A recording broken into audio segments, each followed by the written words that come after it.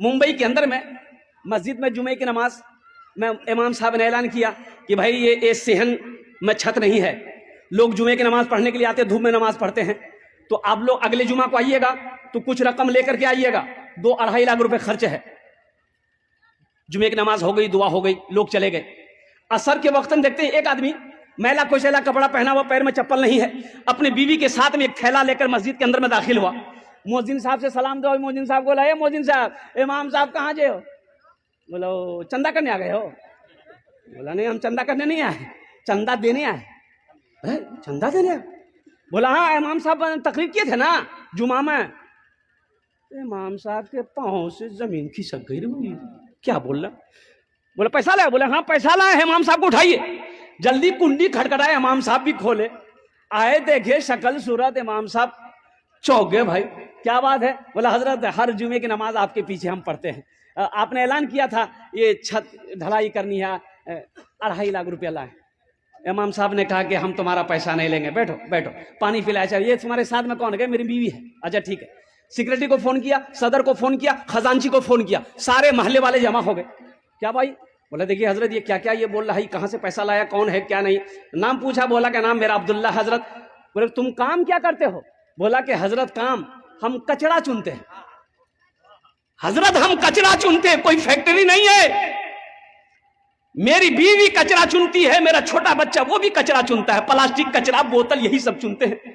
حضرت وہ پیسہ اسی میں سے کھاتے بھی ہیں، کچھ پیسہ ہم لوگ جمع کر رہے تھے کہ رقم ہو جائے گی نا تو کہیں پر گھر بنا لیں گے۔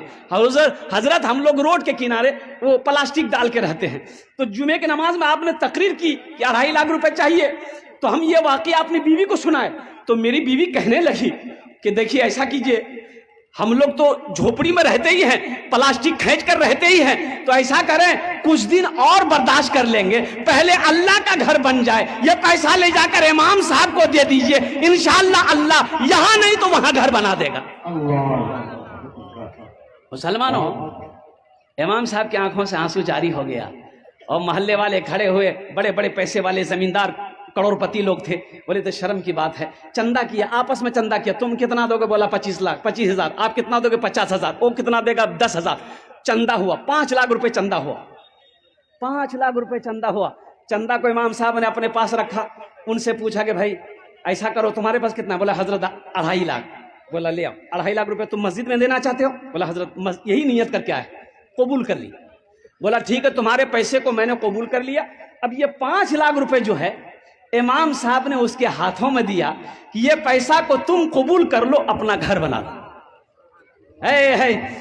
وہ غریب کی آنکھوں سے آنسو جاری ہو گیا۔ لوگوں نے سمجھایا کہ روتے کیوں ہو؟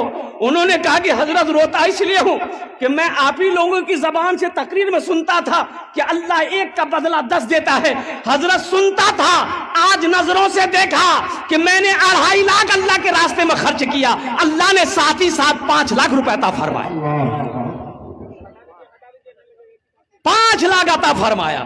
من جاء بالحسنۃ فلہ عشر امثالھا لن تنالوا البر حتى تنفقوا مما تحبون۔ کئی آیتیں مسلمانوں 82 جگہ قرآن میں اللہ نے خرچ کرنے کا حکم دیا، خرچ کرو خرچ کرو خرچ کرو، تم خرچ کرتے رہو گے ہم تمہیں دیتے رہیں گے، اگر تم روک لو گے تو ہم بھی روک لیں گے۔